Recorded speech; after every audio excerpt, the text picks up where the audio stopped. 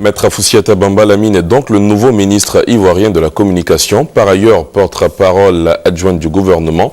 Qui est-elle? Quelles sont ses ambitions pour la presse en Côte d'Ivoire? Des éléments de réponse avec Alexise Ouetraogo. Lundi, 9h, 22e étage de la Tour C au plateau. Le nouveau patron ivoirien de la communication a les yeux rivés sur l'écran de la télévision accroché au mur de son bureau. Foussiata Bamba Lamine est la troisième femme à occuper le poste de ministre de la communication en Côte d'Ivoire. Sa nomination, l'expression de la volonté du président Alassane Ouattara à promouvoir les femmes au plus haut poste de responsabilité. Avocate inscrite au barreau de Paris depuis 2001, la nouvelle ministre est titulaire d'une maîtrise en droit des affaires, d'un 2S en affaires internationales. Également, docteur en droit privé, droit européen des affaires comparées à l'université de Nancy 2, Foussiata Bamba Lamine est une fervente partisane de la promotion des droits, et particulièrement ceux de la femme. De 1997 à 2001, elle exerce comme juriste dans une filiale du groupe Bouygues en charge de dossiers de privatisation dans le domaine de l'énergie en zone Afrique de l'Ouest et centrale avant de se lancer en politique en 2002.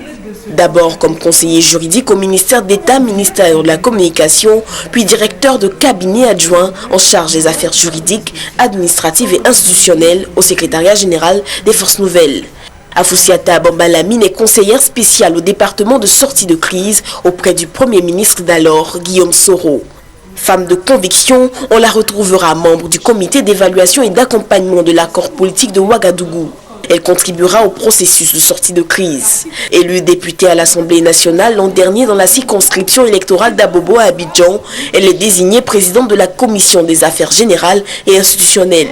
On la verra d'ailleurs au premier plan défendre à l'hémicycle la loi nouvelle sur le mariage en Côte d'Ivoire. Aujourd'hui ministre à la tête de la communication, plusieurs dossiers brûlants l'attendent, notamment ceux portant sur la réconciliation et la démocratisation qui passent par les médias.